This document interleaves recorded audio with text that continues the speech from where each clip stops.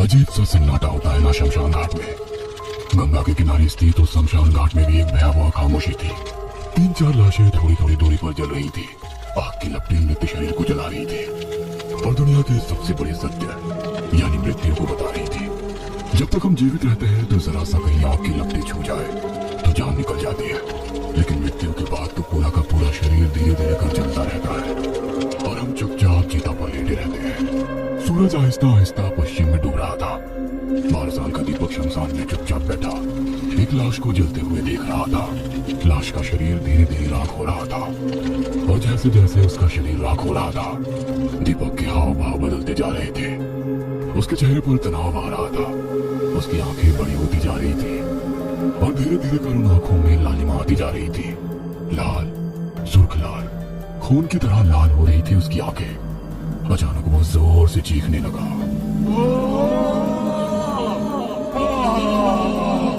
जलती लाश के पास गमों के सागर में डूबे उस मृत व्यक्ति के परिजन दीपक को इस तरह चिल्लाते देखकर डर गए। अरे ये कौन है? कहाँ हुआ रे उसको? हमको नहीं पता दादा, पता नहीं कौन है। बाप रे, ये कैसे चीख रहा है? ऐसा लगता है कि कोनो भूत घुस गया है इसका देह में। दीपक जो अभी तक केवल चीख रहा था, जमीन पर बैठे बैठे उसने अपने पैरों के नाखूनों को सामने के पत्थर पर रगड़ना शुरू कर दिया। वो रगड़ इतनी तेज थी कि उसके नाखूनों से खून निकलने लगा, लेकिन उसे शायद दर्द का एहसास नहीं था, तभी तो वो नाखूनों को लगातार रगड़े जा रहा था।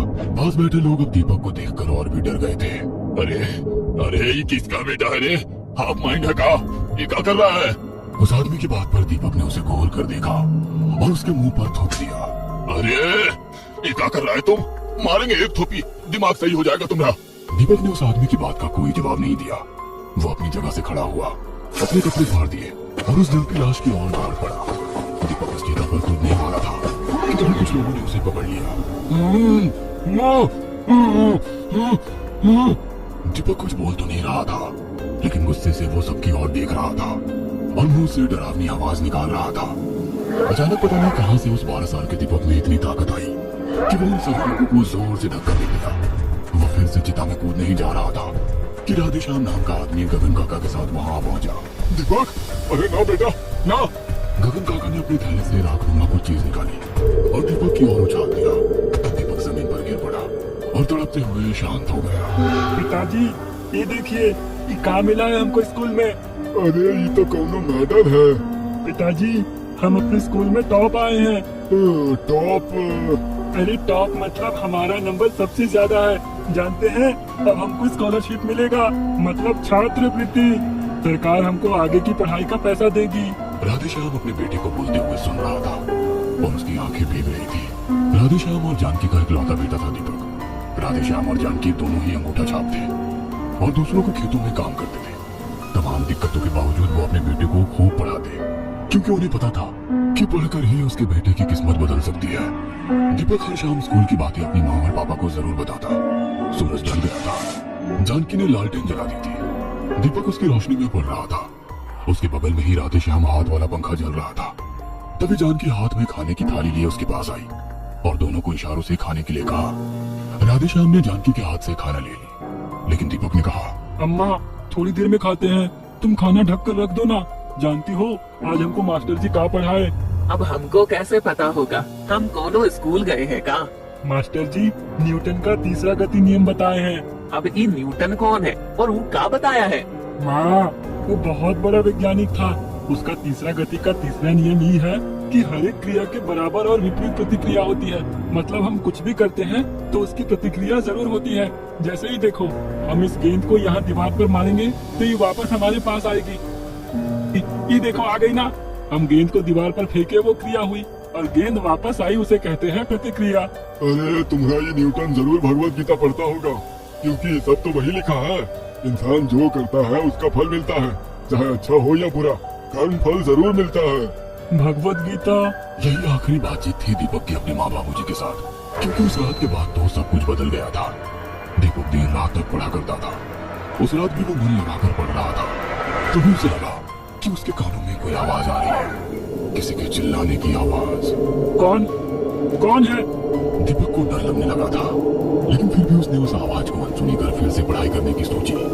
लेकिन अचानक से उसे लगा कि उसके शरीर में कोई प्रवेश कर गया है। उसके प्रवेश करने के बाद उसका खुद पर नियंत्रण नहीं रहा। वो जोर जोर से हंसने लगा, फिर हंसना बंद करके चीखने लगा। राधेश्याम और जानकी भागे भागे उसके पास गए।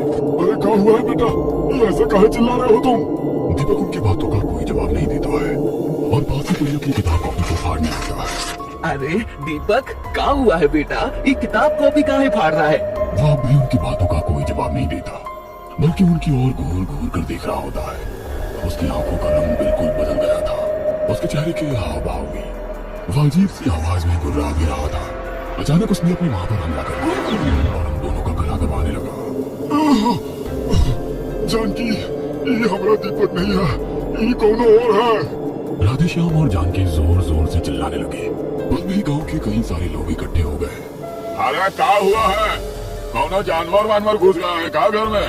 बचाओ बचाओ! गांव वालों ने दीपक के घर का दरवाजा खोला। लालटेन की रोशनी में उन्होंने जो देखा, उसे देखकर सभी सहम गए।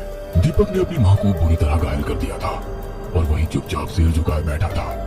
गांव में सभी को पता लग गया था कि दीपक के शरीर पर किसी बुरी आत्मा ने कब्जा कर लिया है। गांव के गगन काका झाड़ फूक किया करते थे। उन्होंने कई बार अपनी तंत्र मंत्र की शक्ति से भूत और प्रेत की व्याधि में फंसे लोगों को बचाया था। उनकी मदद ली गई, लेकिन गगन काका का भी मंत्र शक्ति दीपक की ताकत के आगे फेल हो गई। दीपक ने उन्हें बुरी तरह मारा। वो तो कई लोगों ने दीपक को पकड़ लिया, नहीं तो वो गगन काका को जान से मार देता। दीपक कभी लोगों पर हमला करता तो कभी खुद को ही मारने की कोशिश करता। ये बहुत ताकतवर आत्मा है और खूंखार भी। इससे निपटने के लिए हमको कुछ और चीजें चाहिए होंगी जो अभी हमारे पास नहीं है, और वो सब सामान जुगाड़ करने में कम से कम 2 दिन तो लगेगा ही। तब तक तुम लोग इसको बांध कर रखो, हम जल्दी कुछ करते हैं। दीपक को बांध कर रखा जाने लगा, लेकिन पता नहीं उस दिन उसके अंदर कहां से हिम्मत आ गई और वो लोहे की जंजीर तोड़कर शमशान की ओर भाग गया। वो तो गांव के कुछ लोगों ने उसे शमशान जाते देख लिया था, जो राधेश्याम चाचा को बताया गया, और राधेश्याम चाचा गगन काका को लेकर शमशान पहुंचे। उस दिन गगन काका